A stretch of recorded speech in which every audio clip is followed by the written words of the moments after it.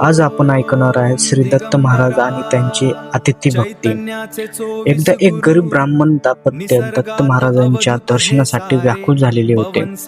श्रद्धा खूप मोठी होती, पण त्यांच्याकडे देवाला अर्पण करण्यासाठी काही नव्हते.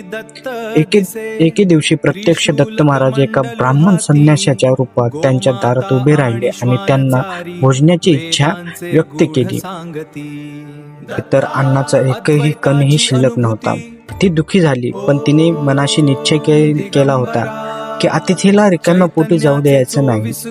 तिने शेजाऱ्याच्याकडे जाऊन थोडे पीठ मागून आणले आणि प्रेमाने 2 भाकऱ्या बनवल्या. जेव्हा तिने तो घास त्या वृद्ध संन्याशाला मुखात भरले, तेव्हा तिला जाणवले की केवळ त्या संन्याशाचे नाही, तर संपूर्ण ब्रह्मांड तृप्त झाले. संन्याशाने आनंदाने आशीर्वाद दिला आणि साक्षात महाराज प्रकट झाले. या कथेचा संदेश असाच आहे की दत्त महाराज हे भावनेचे भुकेले आहेत.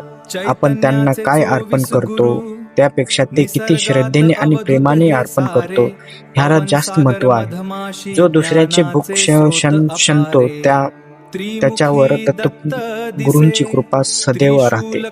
दिगंबरा दिगंबरा श्रीपाद वल्लभ दिगंबरा.